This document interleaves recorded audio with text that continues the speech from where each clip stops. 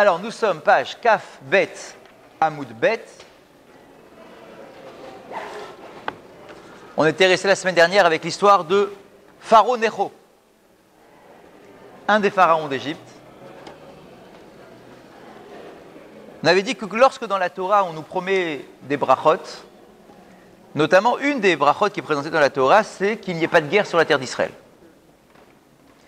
Mais pas simplement que des ennemis ne nous attaquent pas.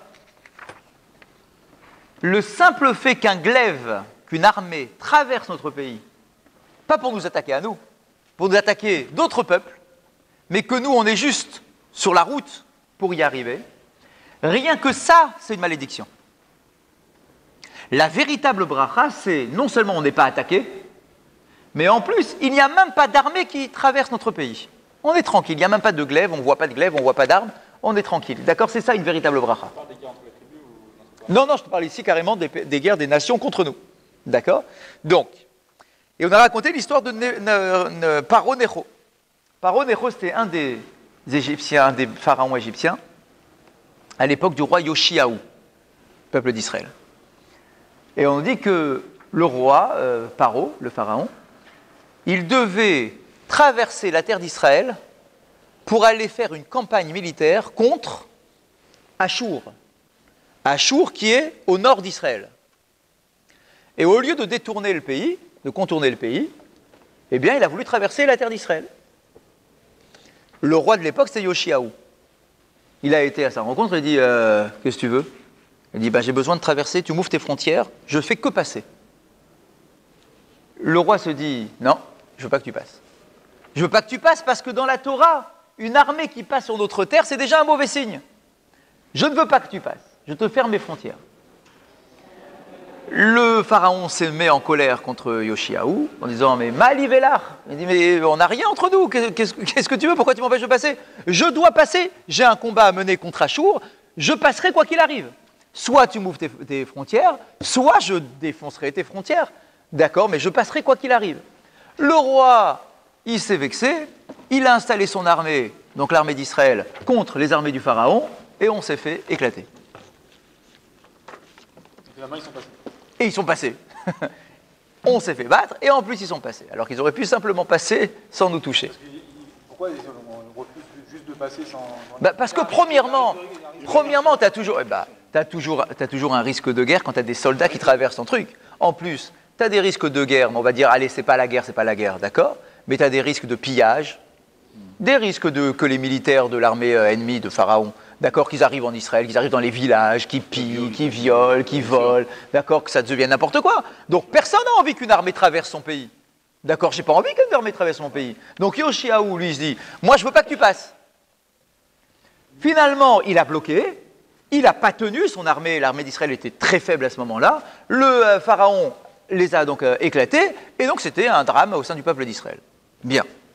Et donc, on avait raconté cette histoire la semaine dernière, et donc on continue, parce qu'il restait un tout petit morceau qu'on n'avait pas vu. On est quelle ligne, là? Alors justement, donc là maintenant je te donne la ligne. Oui, je t'écoute. Il n'a pas que le traversé, alors il a aussi battu l'armée israélienne. Donc ça a été, les conséquences, les désagréments étaient... Du coup, oui, c'était une guerre, du coup. Du coup, il nous a déclaré la guerre. Ça ne devait pas être une guerre contre nous, mais puisqu'on l'a bloqué et on a fermé les frontières, il nous a déclaré la guerre. Donc on était en guerre et on a perdu la guerre. D'accord? Donc voilà, c'est bien évidemment pas quelque chose de positif. Ok. Et on nous dit que le roi, il s'est fait massacrer, même lui, on nous dit qu'il a comparé son corps, d'accord, à un tamis, tellement il avait reçu de flèches, d'accord, dans son corps. Ça, c'est un verset dans le Tanakh, d'accord, qui nous le dit. Ok. Maintenant, on reprend dans le texte une dizaine de lignes sur la page, donc Kaf Bet Amoud Bet. La ligne commence par Mi Pene Ma. Mi Pene Ma. C'est le début de la ligne. Mi Pene Ma. Vous l'avez? À peu près, 10e ligne, ouais. 10, 15 lignes. Mi Pene Ma. C'est bon? Début de la ligne?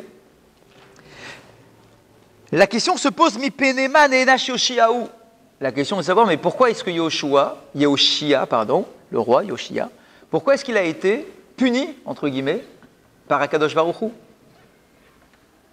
Il a perdu la guerre, il a fait la tête dure alors qu'il n'aurait pas dû, il aurait dû simplement se laisser passer, puis c'est tout. Finalement, il a été dur, il n'a pas laissé passer le pharaon, finalement il s'est fait battre, il est mort. Enfin, il a failli mourir, c'est une expression qu'on dit, il a été traversé par, comme un tamis. D'accord?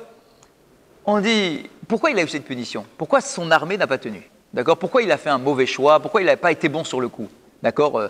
Il n'a pas eu une bonne politique par rapport à ça. Pourquoi?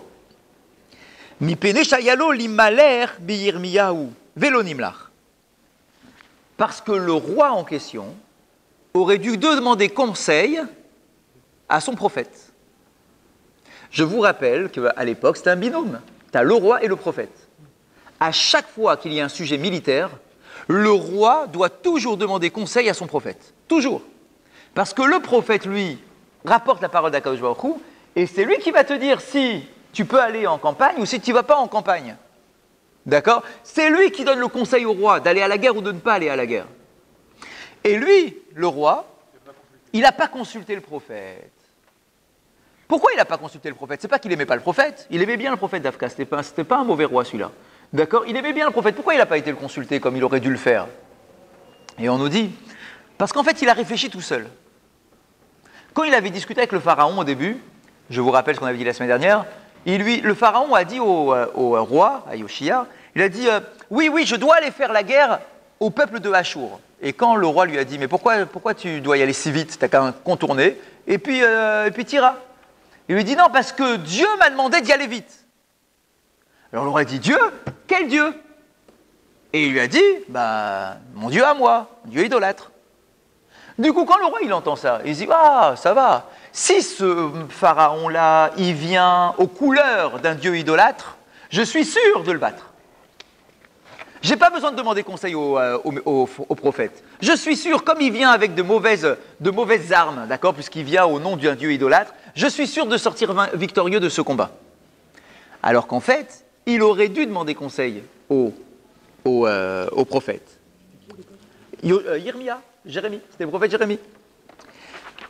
Maïdarash, vecherev l'otavor be'artechem, maïcherev, ilmale cherev shenam shel shalom, ve'akti ve'natati shalom ba'aretz. Et là, afilou shel shalom, ve'u eno yodea shen dodo, doro, domé yafé. Parce qu'en fait, non seulement il a vu que le pharaon, il venait au nom d'un dieu idolâtre, mais en plus, il se rappelle donc du fameux verset qu'on a cité tout à l'heure de la Torah. Dans la Torah, Dieu nous garantit que si on est une bonne génération, il n'y aura aucune guerre sur notre territoire.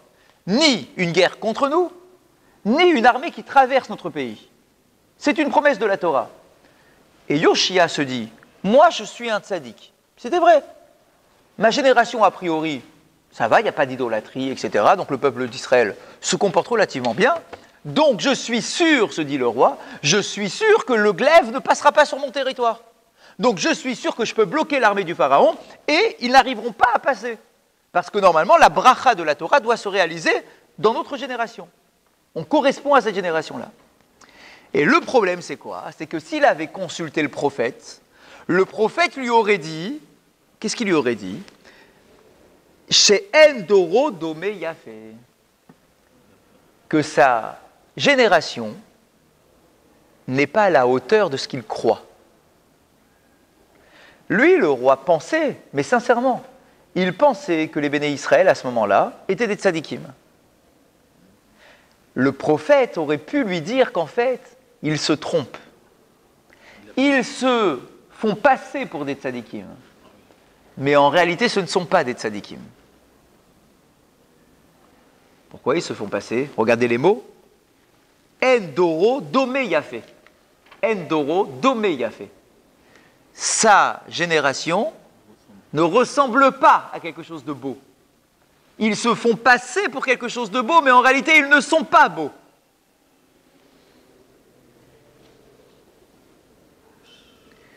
Et en fait, donc sous-entendu, ils n'étaient pas à la hauteur pour mériter la bracha de la Torah, qu'aucun glaive ne traverse le territoire, ça on a compris, d'accord? Donc toi tu pensais que ça allait me protéger, mais en fait ça ne protégeait pas. Et en fait, quel était leur problème? Et ça c'est incroyable. En fait, ils étaient hypocrites. Ils se faisaient passer pour des tzadikim, alors qu'en fait ils étaient idolâtres en cachette. Il y avait un truc, on nous raconte, les commentateurs nous racontent. Yoshia. Lui, il était bien. Lui, il était bien, mais il pensait que son peuple aussi était bien. Vous savez ce qu'il faisait? Ah oui, dans les. Ah, vous savez, vous? Je l'avais entendu, mais dans les portes, non? Chazak. Dans les portes, je me rappelle. Chazak. Ils cachaient leurs idoles. Ils cachaient leurs idoles derrière les portes d'entrée de la maison. Ça veut dire que lorsqu'on allait vérifier dans les maisons du peuple d'Israël si tout allait bien dans ces maisons, qu'elles étaient cachères, on ouvrait grand la porte, Veruchim Abaïm, venez vérifier dans nos maisons, tout est cachère. Alors qu'en réalité, c'était planqué derrière la porte. Et donc, à chaque fois qu'ils ouvraient la porte pour accueillir un étranger ou accueillir les responsables de la politique, d'accord, ils rentraient et voyaient que tout était cachère dans les maisons, qu'il n'y avait pas d'idole, parce qu'à l'époque, c'était fréquent, malheureusement, les idoles. Donc, il fallait de temps en temps vérifier. Eh bien, eux, ils planquaient tout derrière les portes. Et donc, en ouvrant les portes, ça planquait. De quoi? Eh oui, mais tu accueilles, tu ouvres la porte, tu ne penses pas à regarder, à fermer la porte derrière toi. Quoi? Non, ils rentraient quelques instants, ils rentraient, c'est pas les maisons, c'est pas des maisons complexes comme aujourd'hui. D'accord, t'as quoi? T'as une pièce principale, t'as le salon, tu rentres, t'es dans le salon, tu regardes s'il n'y a pas d'idole, il n'y a pas d'idole, c'est bon, monsieur, je repars. Je ne vais pas vous faire. D'accord? Non. Doro, toute la génération. Alors, je sais pas, c'est tout le monde, alors peut-être pas tout le monde. Mais s'il n'y avait pas le bracha, s'il n'y avait pas la bracha, c'est qu'en réalité, il n'y avait pas de majorité de tzadikim. Et donc, ils planquaient tous comme ça, donc c'était des hypocrites. C'est vrai qu'ils ont perdu la... Et donc, du coup, toi, le roi, tu pensais être protégé du fameux verset qu'aucun glaive ne passera sur ton territoire parce que vous êtes des tzadikim, alors qu'en réalité, toi, tu sais pas que ce ne sont pas des tzadikim. Si tu avais demandé au prophète, le prophète, il aurait consulté Akadosh Baruch Hu, et Hachem lui aurait dit, ne va pas en guerre, c'est pas bon. Laisse-les passer, c'est pas grave, laisse-les passer. De toute façon, c'est pas contre vous la guerre, laisse passer, ouvre les frontières. Il a voulu fermer les frontières, du coup, il s'est pris une guerre et il a perdu. Donc, c'est pas de sa faute à lui, Yoshia. Il n'est pas fautif à 100%, juste qu'il aurait dû consulter le prophète. Un roi consulte son prophète. Un roi, il a besoin de la Torah pour avoir le guide, l'orientation. Et c'est le prophète qui dirige. Le prophète n'intervient pas, il n'a pas lu la Névi pour voir ça, il le savait. Bien sûr, mais le prophète ne venait que si le roi le consultait.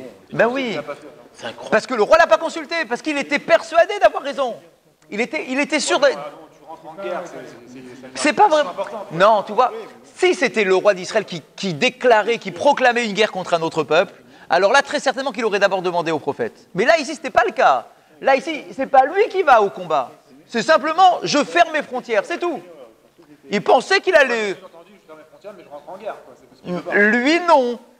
Moi, je ferme mes frontières parce que je ne veux pas qu'il y ait de glaive sur mon territoire et je suis sûr qu'il n'y en aura pas, pensait-il. Et bon, il a mal réfléchi. D'accord, il aurait dû demander conseil au prophète. Donc un roi doit toujours demander conseil au prophète. C'est effectivement son erreur. Chazak, exactement. Et je vous rappelle, quand vous êtes surpris de voir que le peuple était idolâtre, malheureusement, c'était la plupart du temps. La plupart du temps. Des fois, c'était les rois eux-mêmes qui étaient idolâtres. Des fois, c'est les rois eux-mêmes qui mettaient des idoles dans le pays. D'accord, entre les deux royaumes du nord et du sud, etc. Enfin, voilà, l'histoire juive des rois etc. n'a pas été une histoire très glorieuse dans son ensemble. Cette génération, c'est la génération qui vient de passer le Jourdain. Non. Ah non. Non. Le roi Yoshia. Yoshia, le roi. On est à l'époque du Jérémie, le prophète Jérémie.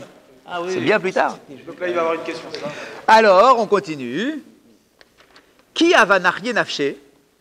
Lorsqu'il était sur son lit de mort, donc plus tard, lorsque le roi était sur le point de mourir, d'accord, après 120 ans, je ne sais pas quel âge il est mort, le roi, lorsque le roi était sur le point de mourir, Chaza Yirmiyahu siftote daka merarshan. Bien évidemment, hein, le roi meurt, en plus c'était un tzaddik, le prophète était à côté de lui pour l'accompagner, et le prophète Jérémie voit le roi en train de marmonner avant de mourir. Siftote, ses lèvres, étaient en train de bouger. Amar, Shema chas veshalom milta delo mehagna, Amar agav saare. Et le prophète se dit, peut-être que le roi a un peu mal tourné à cause de cet événement-là, et que maintenant il est en train de profaner le nom d'Akadosh Baruch Hu à cause de sa souffrance liée à la mort. Peut-être que maintenant il est sur le point de profaner le nom d'Akadosh Baruch Hu sur son lit de mort. Et donc il était inquiet, le prophète. Et en réalité, le roi n'était pas du tout en train de remettre en cause la décision d'Akadosh Baruch Hu d'avoir fait tout ce qu'il a fait, mais au contraire, il se remettait lui-même en cause. Donc il était sur son lit de mort, il a pris conscience qu'il a fait une erreur. Et toi, où tu m'as vu en train de marmonner, c'était pas parce que j'étais en train de proférer des insultes contre Akadosh Baruch Hu, mais au contraire, c'était pour prendre conscience que c'était moi qui étais dans l'erreur. Et quand Yirmiyahu a vu ça, enfin, Amar Tzadik Hu Hashem Kifi Hu Mariti. Et donc, qu'est-ce qu'il disait le roi? Il rapportait un verset. Il disait Tzadik Hashem. Hashem, c'est un tzadik. Et si moi je souffre tant, c'est parce que j'ai remis en cause sa parole, parce que j'aurais dû demander au prophète avant de partir au combat. Patach aleahi sharata, ruach apenu, meshiach Hashem. Et sur ça, quand Jérémie, le prophète, s'est aperçu que le roi n'a pas remis en cause la décision de Dieu, mais qu'au contraire, il a accepté qu'il s'est remis lui-même en cause, alors Jérémie a dit le verset suivant, ruach apenu, meshiach Hashem. Ce roi-là, qui est sur le point de mourir, qui est Nishmat Apenu, il est comme l'âme que nous avons en nous, et effectivement, c'est bien le Mashiach nommé par Akadosh Baruch Hu, donc c'est-à-dire le roi, il est oint. D'accord? Donc en fait, Jérémie était inquiet de la réaction du roi face à cette défaite, et finalement, il s'aperçoit que le roi a eu une bonne réaction, et donc du coup, Jérémie lui fait une dernière bracha, quoi, d'accord? Il le prend comme modèle, en disant, voilà, finalement, c'était un bon roi. C'était un bon roi. Ok, il a fait une erreur, mais il a fait teshuva, il prend conscience que c'est lui qui a fait une erreur, et donc du coup, Meshiach Hashem, il l'a appelé sur son lit de mort le Mashiach d'Hashem, celui qui a été choisi par Akadosh Baruch Hu. Il est mort à la suite du coup. À la suite du combat, exactement. Maaseh. Et maintenant, on raconte une histoire. Maaseh veyardu azekenim Yerushalayim le'arehem. On nous raconte l'histoire de Zekenim, les anciens du Sanhédrin, qui étaient à Jérusalem, ils sont rentrés chez eux, et ils ont instauré un jour de jeûne. Pour quelle raison est-ce qu'ils ont instauré ce jour de jeûne, ces anciens? Parce qu'il y avait la fameuse maladie du shidaphone. Vous vous rappelez? On en a parlé la semaine dernière. Le shidaphone, c'est une maladie de la récolte, qui touche la récolte. Et comme ça risque d'entraîner une famine, alors il faut jeûner. Il faut jeûner pour demander à Akadosh Baruch Hu d'arrêter la famine en question, d'accord? En tout cas la maladie. Cette maladie s'appelle shidaphone. Il y avait deux grandes maladies. Il y avait une qui s'appelait shidaphone et l'autre qui s'appelait yérakon. D'accord? Deux maladies de la récolte, qui touchaient la récolte, d'accord? Qui asséchaient les grains, etc. D'accord? Un truc sérieux, quoi. Eh bien, on nous raconte donc que, quand ils ont vu que cette maladie, ce shidaphone se répandait, ils ont instauré un jour de jeûne. Bien, normal. Mais il y a une question qui se pose. Iba yalehu, l'Agmara pose la question. Kimlo tanour tevoua, odilma kimlo tanour pat. Il dit c'est compliqué, parce que dans la Mishnah, on a dit qu'on doit instaurer un jour de jeûne lorsque la récolte est touchée par cette maladie du shidaphone. Mais on peut se poser une question. À partir de quelle quantité de récolte touchée on doit proclamer un jour de jeûne? C'est quoi? C'est quelques épis? C'est 1 hectare? C'est 2 hectares? C'est 10 hectares? À partir de quelle proportion de maladie, d'accord, de ce truc-là, de ce shidaphone, à partir de combien on doit proclamer un jour de jeûne? C'est vrai, c'est une question. C'est quoi, son pourcentage de récolte? C'est une question, quel est le rapport en fait avec avec quoi? le sujet de la... Non, en fait, ta question, dis-moi, tu débarques ce soir, tu peux pas avoir toutes les réponses. Dis-moi, ça marche pas comme ça. Non, mais non, parce que ta question, en fait, c'est pas là la question. Là, ici, on est dans le sujet. C'est l'histoire du roi qui n'est pas dans le sujet du tout. Tu vois ce que je veux dire? C'est-à-dire que l'histoire qu'on a rapportée... Mais non, non, pas du tout. L'histoire qu'on avait rapportée dans laquelle on est là, d'accord, elle n'avait rien à voir avec notre Souga. D'accord, c'était en passant. Donc, en fait, maintenant, on revient dans notre sujet. Parce que notre sujet à nous, c'est de savoir quels sont les jours de jeûne, d'accord, qu'on doit instaurer lorsqu'il y a un problème et qu'il faut qu'on prie. Donc, oui. Donc, on nous dit, dans la liste en question, il y a la maladie du shidaphone. Quand il y a le shidaphone, il faut jeûner. Ta'anit, c'est la Gemara. D'accord? Donc, il n'y a pas de question, en fait. C'est normal donc qu'on parle de ça. Mais la question, donc, c'est de savoir quelle est la proportion de récolte qui doit être touchée pour proclamer un jour de jeûne. D'accord? Est-ce que c'est un pourcentage? Est-ce que c'est en hectares? Est-ce que c'est... C'est posé la question la semaine dernière. Chazak. Alors, on a une réponse. Mais la réponse, vous allez voir, alors, effectivement, nous, ça va nous paraître très lointain parce qu'on ne calcule plus du tout comme ça les choses. Mais on avait une réponse de l'époque, quoi.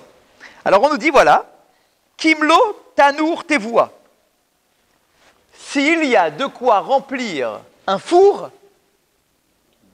avec les grains de la récolte en question qui sont touchés par la maladie. C'est relatif. On n'a absolument aucune idée du volume du four. C'est dur, hein. Les fours de l'époque. Malheureusement, assez grand parce que c'était collectif. Mistamax, c'est un four assez grand parce qu'effectivement, c'est les fours qui sont dans la rue qui sont collectifs. D'accord? Donc, certainement que c'est un grand four. Mais combien grand? Ben si, bien sûr. Bien sûr. Mais combien? Quelle taille? Quelle taille exactement? On n'a aucun indice ici. Des grands fours. Donc, imaginez, hein, je ne sais pas comment ça truc, tu as tes épis de blé qui sont malades. Alors, il faut qu'on enlève tous les grains de ces épis-là, qui sont donc tout malades, tout secs, remplir un four. Tac, tac, tac, tac, mais un grand four. S'il y a de quoi remplir un four de ces grains qui sont malades, on décrète un jour de jeûne. Même si le reste de la récolte est encore en bonne santé, d'accord, pour ces grains-là qui remplissent le four, on a de quoi déclarer un jour de jeûne. Bien. Alors, on ne parle ici pas d'un pays entier, hein, on parle d'une ville. Donc, dans une ville, donc j'imagine une région dans laquelle on fait des récoltes, d'accord, donc on constate, il y a les spécialistes qui sont arrivés, oh là là, c'est du chidaphone, attention, ah bon, alors il faut jeûner, il ne faut pas jeûner, attendez, on va vérifier, on va tout récupérer, tout ce qui est malade, on va mettre tout ça dans un volume, en fait, c'est un volume, on donne un volume, d'accord. La proportion n'est pas la même en fonction de la ville. Parce que, Eh bien justement, c'est bien, Khadak, donc c'est bien ce que je dis, c'est pas une histoire de proportion. Khadak, c'est une question non pas de proportion, mais d'un volume. S'il y a un volume, donc c'est on va dire une mesure phare, quoi, d'accord, exactement. Eh bien, s'il y a une mesure, tu fais un jour de jeûne. C'est ce que dit l'Agmara. Le collectif, il était construit en fonction de l'importance. Très de la ville. certainement aussi. Voilà. Très certainement aussi. Donc du coup, ça devait être un peu proportionnel au nombre de population, au nombre de hectares de la ville, etc. J'imagine, ou du champ. Il y a un rapport. Odilma kimlo tanour pat.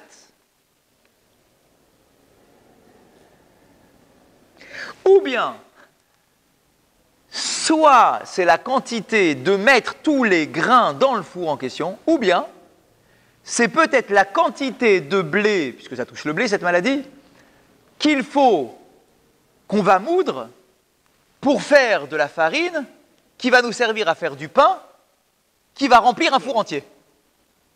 Donc ce n'est pas les grains qui vont remplir le four, mais le pain que l'on pourrait faire pour remplir un four.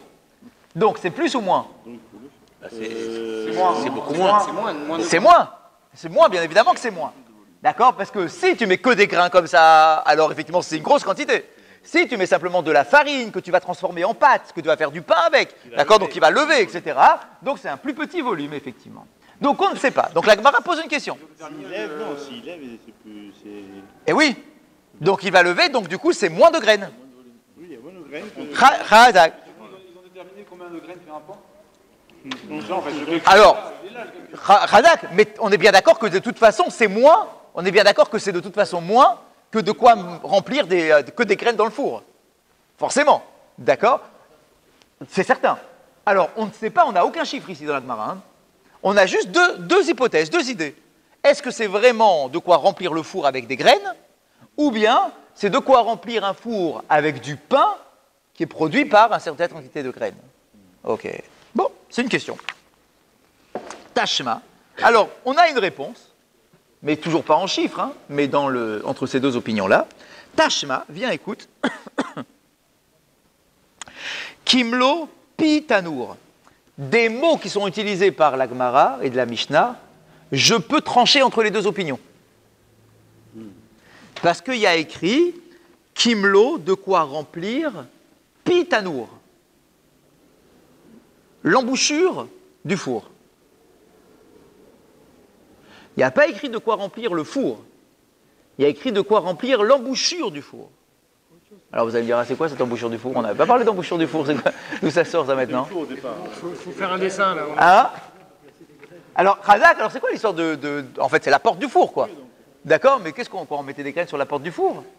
En fait, non. Comment ça marchait à l'époque? Comment on faisait cuire le pain? En fait, on mettait... Non, c'est pas comme ça. Et on a une Mara qui nous l'explique. En fait, le pain dans les fours... Alors, je ne sais pas comment ça concrétisait les choses, mais en tout cas, c'est comme ça qu'on s'était fait. Tu prenais du pain, et en fait, tu le collais sur les parois. Tu le mettais pas comme aujourd'hui, tu le poses sur une plaque, d'accord, pour faire de la pizza. C'est pas du tout ça. En fait, tu prenais la pâte, plaque, et tu plaquais le pain contre la paroi du four. Et la porte en particulier. Je sais pas. Non, parce que c'est. Razak, et donc ça cuit, et une fois que c'est cuit, elle se détache, parce que la pâte devient du coup sèche, elle se détache de la paroi et tu la récupères comme une pita, quoi, d'accord, tac, tu récupères ton pain. Donc, puisque la référence c'est Kimlo Pitanour, c'est de quoi remplir l'embouchure du four, il semblerait qu'en réalité on parle ici du pain et non pas des graines. Du pain que l'on mettait tout au long de la porte, tout autour de la porte du four, d'accord, c'est là qu'on mettait le pain. Pourquoi on le mettait là? C'est toi qui as posé la question. À mon avis, parce que c'était le plus pratique. Bah oui, parce que c'est le plus près. Où est-ce que tu vas pas rentrer ta main au fond de ton four pour coller ton pain? Donc en fait, j'imagine, hein, tu mettais tes plats à cuisiner à l'intérieur avec une sorte de machin là, de planche, d'accord. Et puis avant de fermer, tu prenais tes boules de pain, tes boules de pâte, et tu les collais sur la porte, en tout cas sur le niveau de la paroi. Ah oui, interne. La paroi interne du four pour que ça cuise. D'accord. Donc du coup, c'est déjà une bien plus petite quantité. Non seulement c'est pas des graines, et en plus, donc c'est du pain, on a dit que le pain c'est déjà une plus petite quantité, mais en plus c'est que collé sur le tout contour de la porte. Et aplati. Et aplati. Donc c'était pas grand chose. En gros, c'est dans 80. Donc pas grand, donc vraiment pas grand chose quoi.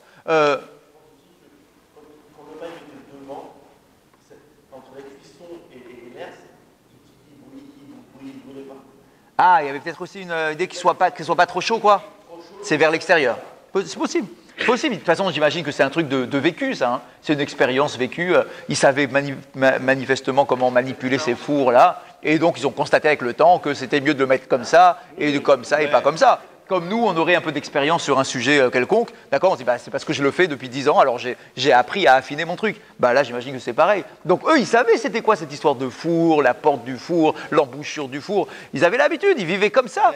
Ils avaient des fours et puis ils allaient dans les trucs communautaires, les fours publics, pour faire cuire leurs trucs. Donc, s'il y avait cette quantité-là, donc de quoi faire du pain pour cacher l'embouchure du four, d'accord, ça s'appelait donc un chidaphone pour lequel il fallait faire un jour de jeûne.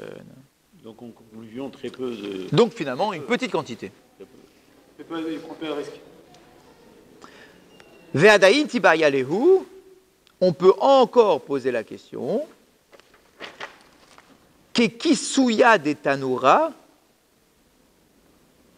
odilma kidara derifta.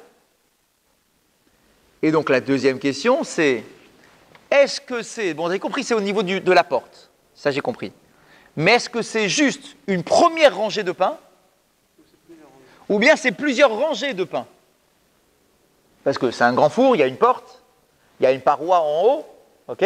Donc, soit c'est une rangée de pain, de quoi faire tout le contour de la porte, ou bien, j'imagine que quand il y avait déjà tout ça qui était plein, j'imagine que les autres familles qui avaient encore du pain à cuire, y mettaient, mais un peu plus haut. Khadak, ouais, j'imagine, il doit avoir des trucs, peut-être un truc pour l'accrocher, quoi. Et donc, du coup, si tu me dis que c'est juste une rangée, c'est une chose. Mais si tu me dis que c'est sur toute la paroi intérieure vers l'extérieur, d'accord, toute la paroi de cette porte-là, donc c'est un peu plus quand même. D'accord, donc qu'est-ce qu'on appelle de quoi remplir la porte du four? Est-ce que c'est qu'une rangée ou est-ce que c'est toutes les rangées possibles?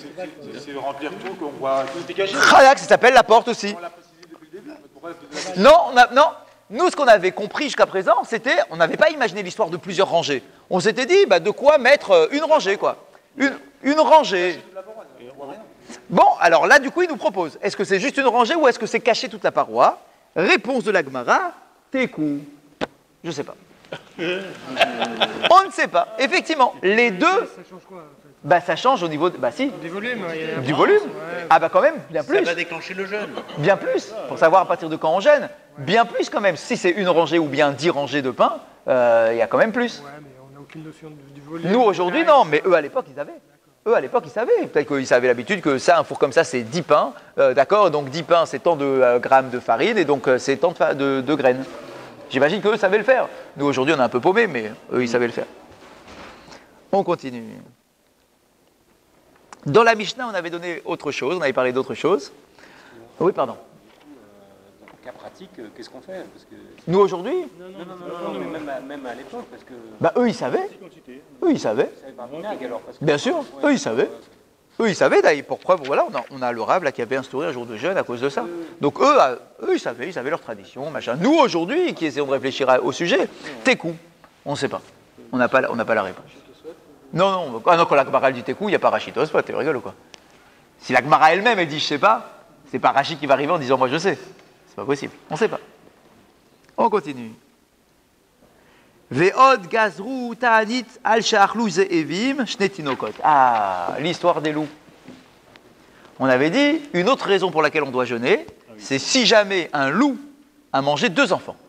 Ah, même pas 2. Un loup est rentré dans une ville pour manger 2 enfants. Shnetinokot. C'est ce qu'on avait dit dans la Mishnah. Amaroula, Mishum Rabbi Shimon bar Yehud Sadak, Maase ou balou ze'evim shnetinokot. Alors là, je vous lis la traduction, honnêtement, je ne sais pas trop comment c'est possible cette histoire-là. On le lit, on essaie de voir ce qu'on peut comprendre. On nous raconte l'histoire, Maaseh, ou Balrouz chez Zévim chez Netinokot. On nous raconte l'histoire d'un loup qui a mangé 2 enfants. Un loup, un lion, n'importe quoi. Zévim, Zéev, un loup. Un loup. Vehekium derer betarei. En fait, ils les ont avalés et ils les ont relâchés de leur corps en faisant leurs besoins.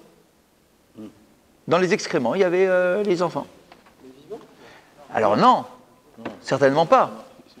Il y avait les restes. Il y avait les restes des enfants. Oui, certes. Mais nous, on est là que pour réfléchir. D'accord? Et attends, mais tu vas voir la question qu'ils cherchent, c'est ça qui est incroyable. Après, on se demande, mais les Chachamim, c'est incroyable d'ouvrir le raisonnement à ce point-là. Mais c'est juste pour le raisonnement. Mais il y aura des choses qu'on va déduire de ça. C'est ça qui est incroyable. Oui. Ça voudrait dire que c'est une histoire à dormir debout. Oui. D'accord? Elle ne nous sert à rien, cette histoire. Mais en fait, il y aura des implications halachiques qui vont nous servir pour d'autres choses. Donc, on nous dit, donc, on reprend.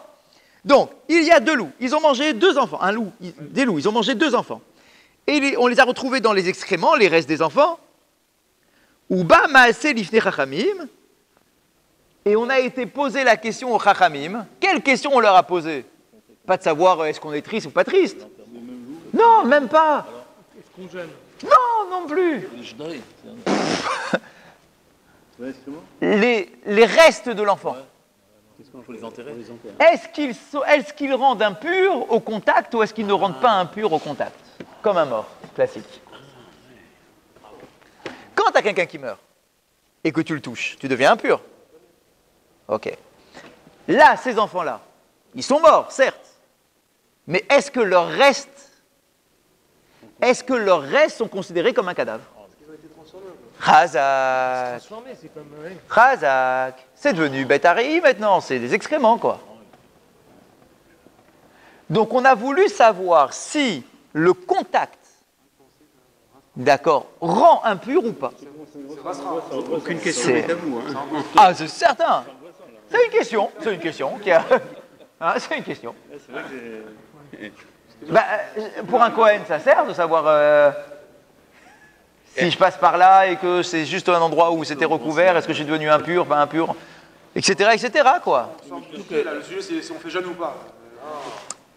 Non, Mais attends, un cours de Gemara, c'est on aborde un thème, et après, tout ce qui ressemble à ce thème-là, on y va. Là, ici, on raconte l'histoire de 2 loups, de loups qui ont mangé des enfants, pour savoir s'il faut jeûner ou pas, certes. Mais du coup, on en profite pour étudier un enseignement. Dans cet enseignement, on nous parle de loups qui ont mangé des enfants. Ouais. Et bien maintenant, on pose la question, on en profite, puisque on va pas je ne vois pas où en parler ailleurs qu'ici, puisqu'on parle ici de loups qui mangent des enfants, il n'y en a pas d'autres des passages sur la Gemara où on parle de loups qui mangent des enfants. Donc du coup, des loups qui mangeaient les enfants. Oui, oui, bien sûr, c'est lié à notre Gemara. On parle de tamé ou pur ou impur. Oui, mais là-bas, on ne parle pas de loup. Donc là-bas, tu aurais pu me poser la question, pourquoi tu me parles de loup là-bas? Donc, il fallait bien choisir, là-bas ou ici. Ça a été ici. Un loup qui mange une bête. Ah, C'est ouais. la même chose, les excréments, ils Da- sont transformés. Enfin. Il y a une différence ici. Il y a une grosse différence. Quand il mange une bête. Il y a une C'est un grosse humain. différence. C'est un humain. Là, ici, c'est un être humain. C'est une BMA. Le degré d'impureté, c'est le top du top. Ah, Non, d'accord. là, l'être C'est humain. avi, avot, atouma. Non, Un BMA, corps mort d'un être humain. Surtout à cette époque-là, le temple existait. Mais on est avec des règles de touma et de Voilà. pureté et d'impureté qu'on a besoin de gérer. Il faut régler, ouais. Ouais, Lionel. Dis. Deux. Alors, en fait, la Nevela, c'est un peu compliqué.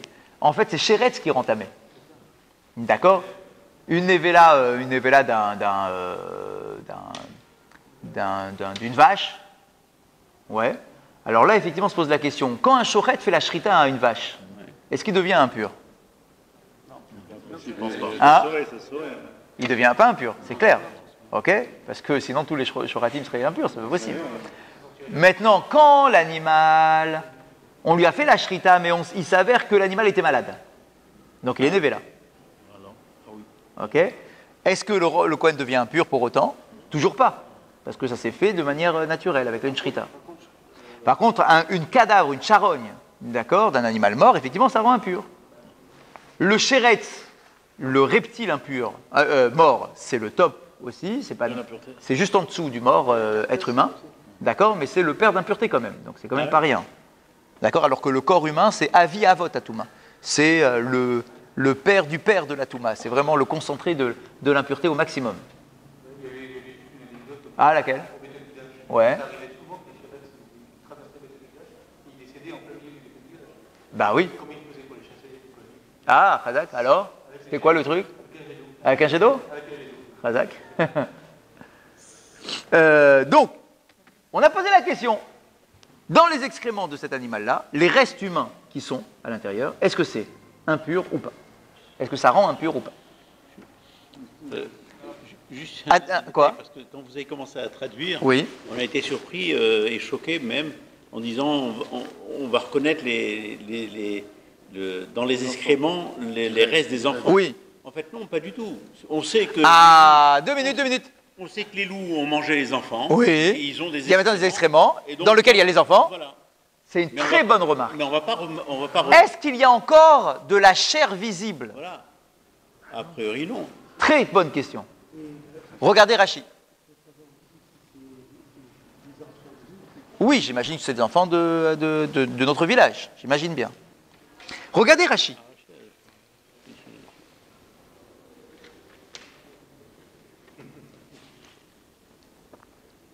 Pardon, avant Rachid, juste la réponse des Chachamim, quand même, on leur a posé la question, il faut bien voir qu'est-ce qu'ils ont répondu.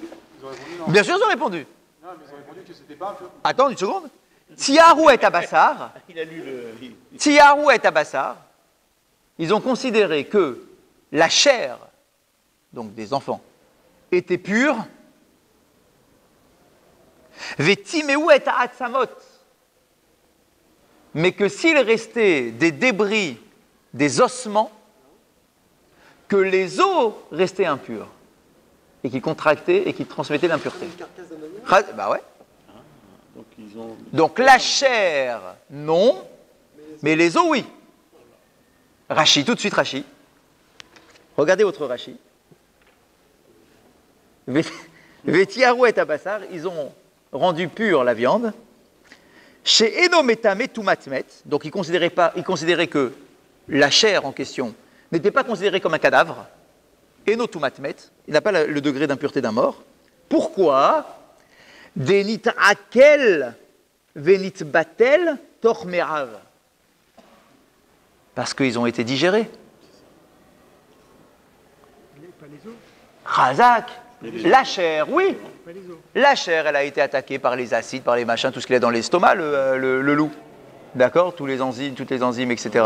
Donc, du coup, ce qui sort, même si tu vois de la chair, ça s'appelle plus de la chair. C'est ça, en fait, l'idée. Ce que tu vois, toi, tu dis, ah, c'est de la chair, c'est encore les enfants, ils sont là. La halakha te dit, non, c'est déjà plus de la chair parce qu'elle est complètement détériorée. Il n'y a plus rien, c'est nita akelou, nita akel, ça a été digéré. Transformé, Razak. Attends une seconde. Donc, la chair, même si tu... Ils ne mangent pas les os, les animaux. Ah, attends une seconde. Ouais, ouais, Ah, attends une seconde. Donc, pour l'instant, la chair, La chair, on comprend. Donc même si dans les excréments, tu vois des morceaux de chair qui n'ont pas a priori été complètement digérés, d'accord, ou complètement détériorés, donc tu te poses la question, ah, et ça rend pur ou impur? Eh bien, les Chachamim répondent, ça rend pas impur. Parce que ils ont été en contact avec tous les acides qu'il y a dans son estomac. Du coup, ça ne s'appelle plus de la chair. D'accord? Ça s'appelle plus de la chair humaine. Kegon, par exemple, chez Shahou, Yemer Ikoul, ou Pirsha Be'almahu. Et c'est ça qui est intéressant dans ce Rashi-là. Il dit, il semblerait que c'est resté dans l'estomac du loup suffisamment longtemps pour être normalement totalement transformé, et que même s'il s'avère que toi tu vois encore des morceaux de chair, puisque c'est resté suffisamment longtemps au contact de son estomac, c'est plus de la chair. Donc c'est tamé. Non, donc c'est pur. Parce que pour être tamé, il faut que ce soit de la chair. Qui n'ait pas été digéré. Qui n'a pas été digérée. Donc celui-là, même s'il n'est pas digéré, puisque je la vois, cette chair, puisqu'elle est restée dans l'estomac suffisamment longtemps pour avoir un temps de digestion habituel, je ne sais pas combien de temps met un loup pour digérer, d'accord? Mais il semblerait que c'est le temps nécessaire, et donc du coup, la chair que tu vois n'en est plus. Alors, si on fait... Et pourquoi c'est important? Parce que, vous avez vu les mots, il y a écrit que les Évim baleront. Il n'y a pas écrit qu'ils ont mangé des enfants. Ils les ont avalés. Sous-entendu, ils n'ont pas bien mâché tout. Ils ont gobé, quoi, une partie des enfants en question. Donc c'est des petits, j'imagine, des petits bébés, peut-être à la rigueur. D'accord? Donc, c'est peut-être pour ça que ça n'a pas été bien mâché, mastiqué, etc. Donc du coup, ça n'a pas pu complètement disparaître dans son estomac. Donc il y a encore des morceaux de chair qui sortent. Avec les os. Ah, Razak. Et donc du coup, maintenant, les os apparaissent. Alors peut-être qu'il n'a pas mangé les grands os, hein. D'accord, mais peut-être qu'il y avait été des petits os qui passaient avec. D'accord, la carcasse de base, il n'a pas mangé certainement. D'accord, mais tous les petits os, il a dû. C'est des enfants. Ah, à partir de ça. Il n'y a pas d'autre sujet après. Pourquoi on se pose la question si c'est pur ou impur? Mais parce qu'on a besoin de le savoir. C'est une époque où il y a le Beth Amikdash.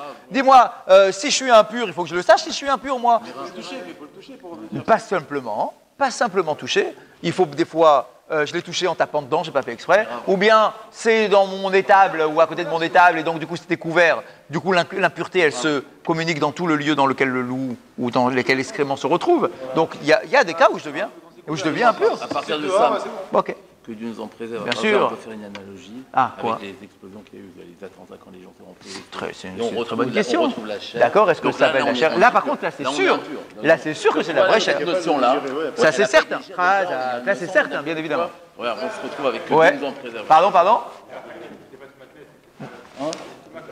J'entends rien. Oui. Ouais.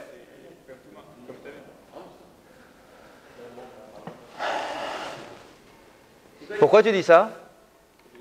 Tu as quelque chose qui te pousse à dire ça? Moi j'aurais dit non, tu vois. Vas-y, dis. De quoi tu le déduis? De Rachi? De quoi? Vas-y, dis-moi. Ah, sur quoi tu lis?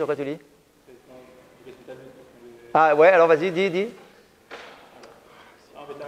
Qui sèche, ça commence. Ouais.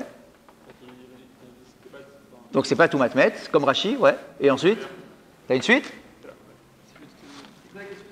Non, il pose une question qui est intéressante en soi. Moi j'aurais dit non. La question c'est de savoir, ok, il n'a pas le degré d'impureté d'un corps mort.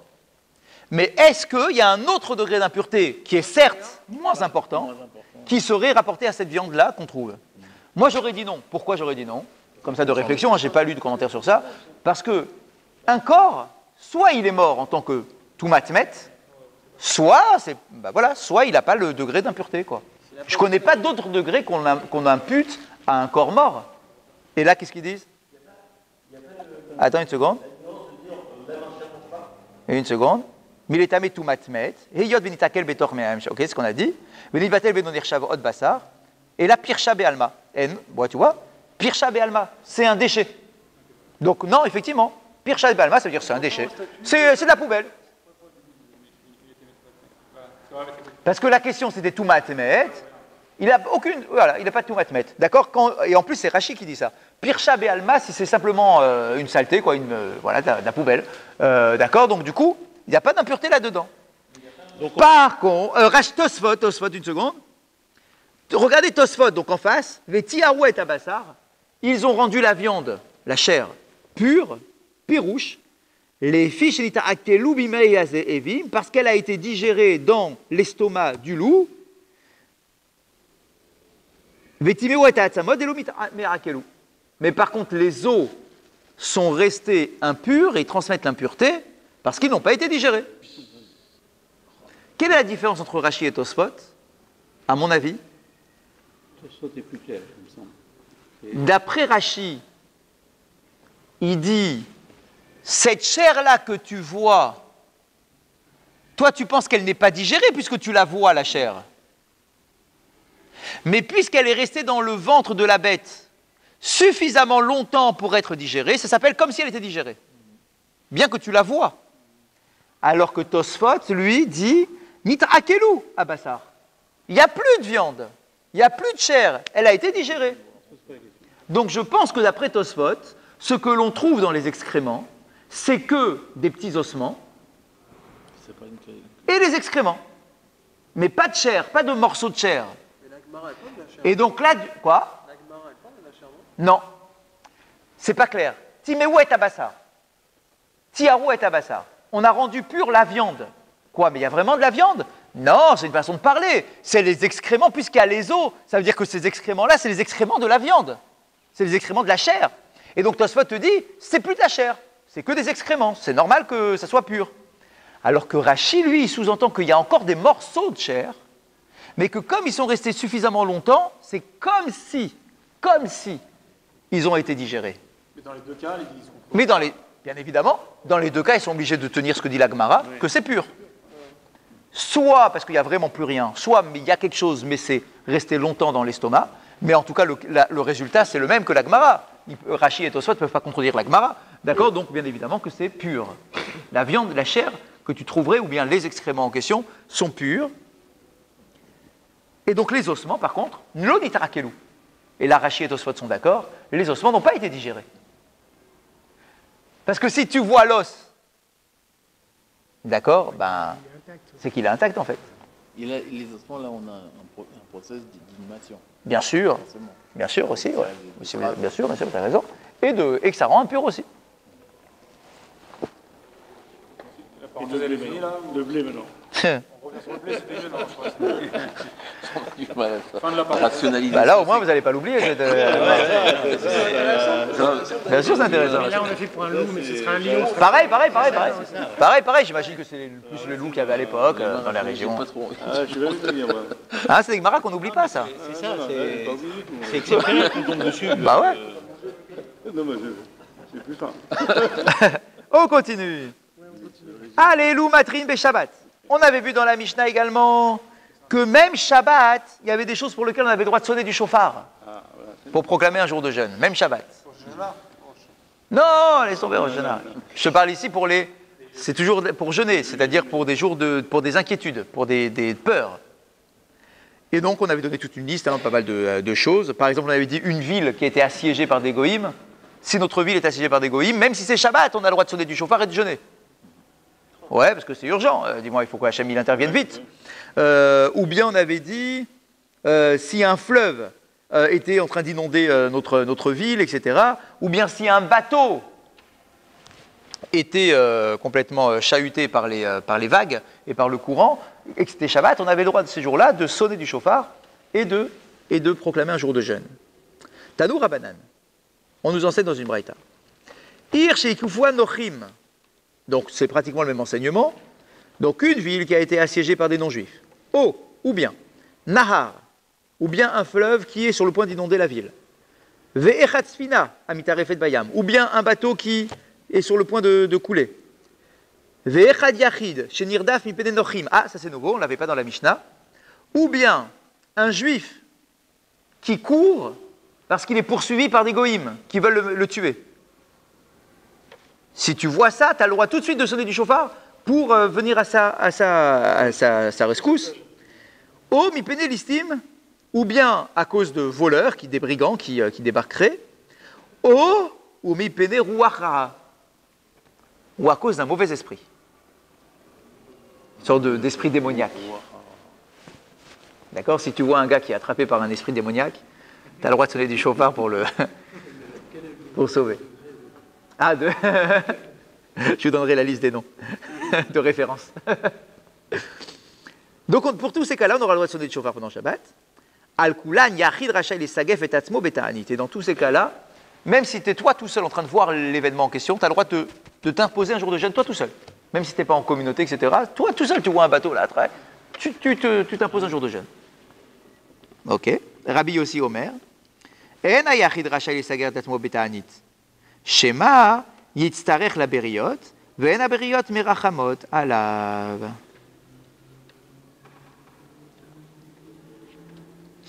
Ça, c'est intéressant.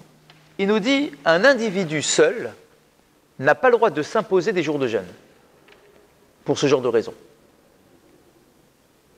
Ça veut dire, soit c'est la communauté qui proclame le jour de jeûne, sinon, toi, tout seul, tu n'as pas le droit de t'imposer un jour de jeûne. Même si tu vois un juif poursuivi par des goïms, ou bien un bateau qui est en train de couler là-bas, il ne faut pas le faire. Tu sais pourquoi? Et c'est intéressant la réponse qui est donnée. Parce que si tu commences à t'imposer un jour de jeûne et encore un autre jour de jeûne parce que le lendemain tu as vu un autre truc et encore un autre jour de jeûne, etc., parce que tu as vu un loup passer par là et enfin toutes les raisons qu'on a vues, tu vas t'affaiblir de trop. Peut-être qu'à cause de ça, tu ne pourras plus travailler et que tu n'auras plus de quoi assurer ta parnassa convenablement parce que tu t'as tellement imposé de jours de jeûne que tu n'as plus la force d'avoir ta parnassa et que du coup, puisque tu n'as plus de parnassa, tu vas être assujetti à la bienfaisance de tes camarades, mais peut-être qu'ils n'auront jamais eu pitié pour toi et qu'ils ne vont pas te donner à manger. Et que tu te mets en danger à cause de ça. Il y a un délai pour le tzibour? Bien sûr, mais oui, parce que le tzibour, lui, le jeûne, c'est les rabbanim qui vont les déclarer. Les chachamim vont faire ça avec intelligence. Ils vont dire dans quel cas est-ce qu'on proclame un jour de jeûne, dans quel cas on ne le fait pas. Si c'est trop, on ne le fait pas. Si on a eu déjà il n'y a pas longtemps, on ne va pas en refaire un autre. Ils apprécient le truc. Ils essayent de gérer. C'est une politique communautaire d'instaurer des jours de jeûne. Tu ne sais pas comme ça, à la va-vite, tu te lèves le matin, tu dis allez, on va instaurer un jour de jeûne à la communauté. Donc quand c'est fait par les chachamim, par les rabbanim, c'est fait de manière intelligente. Mais si c'est toi tout seul, un peu farfelu, qui dit ouais, j'ai vu ça, je fais un jour de jeûne, et le lendemain, tac, sous l'émotion, je fais un jour de jeûne. Du coup, tu vas être affaibli, tu vas perdre ta parnassa, tu seras renvoyé ton travail, tu vas être obligé de puiser dans la caisse de tzedaka, et peut-être que les gens n'auront pas pitié pour toi et ils ne vont pas te donner à manger. C'est pas justifié. Chazak, de raisons non justifiées. Et donc, il ne faut pas se mettre en danger de manière non justifiée. Et pourquoi pas? Si je ressens quelque chose, si je ressens une émotion, il y a un bateau qui se noie, qui coule, je veux faire un jour de jeûne, et j'ai vu le lendemain, j'ai vu un truc, je veux faire un jour de jeûne. Pourquoi? Eh bien, écoutez ça. La Gemara n'hésite pas à poser la question. Et pourquoi pas? Pourquoi on n'aurait pas le droit de souffrir? C'est pas tous les jours qu'on voit un bateau couler. Ou Ok, mais peut-être qu'un jour c'est un bateau, le lendemain c'est un loup, le troisième jour c'est un four avec du chidaphone, le quatrième... D'accord? Tu peux multiplier comme ça. Ouais. Et pourquoi pas? Et pourquoi pas? Pourquoi est-ce qu'on n'aurait pas le droit comme ça de s'affliger des jours terribles comme ça en se donnant des coups de fouet dans le dos? Pourquoi pas? Pourquoi pas? On a le droit de se poser la question. Mais c'est une pratique qui a été reprise par des grands D'accord. Baba Salé, on savait qu'ils jeûnaient pour les gens. Hadak, d'accord, mais là, ouais, c'est les tzadikim. Là, ici, on parle du yachid. Le yachid, c'est pas le tzadik, hein. Le yachid, c'est nous, quoi. Non, mais c'est sûr, Ok. Alors, réponse. Elle a déjà répondu, la Gemara. Elle a dit de peur, tu t'affaiblis, la parnassa. Et s'il faut? Et pourquoi pas? Et s'il faut? Que tu me dises à cause de ça, ça va entraîner que tu vas pas manger, etc. Je m'en fous. Si je dois jeûner, je jeûne. Si je dois souffrir pour ça, je souffre. Pourquoi est-ce que je n'aurais pas le droit de souffrir? Eh bien, on a une réponse. La Gemara n'hésite pas à poser la question. Pourquoi un juif ne doit pas souffrir? Ne doit pas chercher comme ça à volontairement se mettre en situation de souffrance? Eh bien, la Gemara, Maïtama des Rabbi Yossi. Donc, il pose la question. Et toi, Rabbi Yossi, pourquoi tu dis que c'est interdit? Et pourquoi pas? D'accord, et ici, il faut souffrir, souffrons. Dirtiv, Vaihi Adam le Nefesh Chaya, parce que dans Bereshit, lorsque Dieu a créé Adam Arishon et qu'il lui a insoufflé un souffle de vie, il est écrit Vaihi Adam le Nefesh Chaya, que l'homme a eu un souffle de vie, Ok, Nefesh Chaya. Et alors, interprétation de ce pasouk-là, Neshama Shenatati Becha Echeya. L'âme que je t'ai confiée, fais-la vivre. Tu n'as pas le droit de te mettre en situation de souffrance volontairement, si ce n'est pas justifié. Soit c'est justifié, c'est Kippour, c'est justifié, il faut souffrir. C'est la Torah qui te demande. Un jour de jeûne, instauré par les Chachamim, c'est justifié. C'est les Chachamim qui t'ont demandé. Mais quand ce n'est pas justifié, un homme ne doit pas se mettre en situation de souffrance. Pourquoi? Parce que tu n'as pas le droit, dit Akadosh Baruch Hu, tu n'as pas le droit de faire souffrir l'âme que je t'ai confiée. Les tzadikim, ce n'est pas Yachid. Un tzadik, ce n'est pas un Yachid. Un tzadik, il est dans la dimension du Tzibour.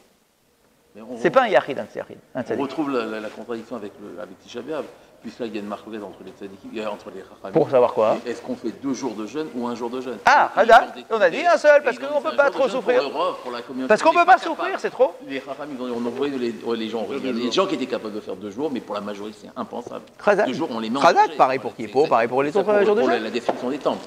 Exactement. Ouais, on aurait pu. C'est une vraie raison. Exact. Oui. Pourquoi? Ah, ouais, t'as raison. T'as raison, dans Shuvah on dit on jeûne, ouais, si on fait un mauvais rêve. Hein? Ouais, bien sûr, en Shuvah on jeûne beaucoup. Pour être en bonne santé, peut-être. À mon avis, ça doit quand même rester. Allez, combien de fois on fait un mauvais rêve qui nécessite de faire un jour de jeûne? Ça me concerne nous. Hein? Ça concerne, en fait. Ça concerne Ouais, mais en plus c'est relativement rare. C'est relativement rare, honnêtement. C'est quoi le sujet pour jeûner? Hein? En plus, c'est vraiment quelques jeûnes particuliers, en plus. C'est pas tous les mauvais jeûnes, c'est pas juste j'ai rêvé qu'on m'avait flingué. Alors sur ça, je jeûne pas. Hein. C'est si je jeûne que je perds une dent, d'accord? C'est des jeûnes très spéciaux, d'accord? Qu'ils ont... Oui, bien sûr, ouais. Qui te perturbe. Et en plus, non seulement tu as rêvé ces choses-là, mais en plus ça te perturbe toute la journée. Quoi. Tu dis, oh là, je deviens fou, j'ai rêvé que j'ai perdu une dent. D'accord? Ou un Sofer Torah qui brûle. Pourquoi quand on perd une dent... Oui, c'est mauvais signe. Ah ouais. Ma mère a toujours dit C'est qu'en fait... c'est que tu allais chez le dentiste et que ça coûte une blinde. J'ai toujours entendu ça. C'est pas remboursé. Et quand on fait une dent pour le vrai? Non, pas de problème. Non, il n'y a pas de souci, seulement quand ça arrive. On continue juste. On s'arrête là. Chazak ou Baruch. Chazak ou Baruch. C'est là. C'est angoissant. Non, on a bien fini. L'âme qu'on t'a donnée, fais-la vivre. Vie. C'est beau, c'est très beau. Chazak.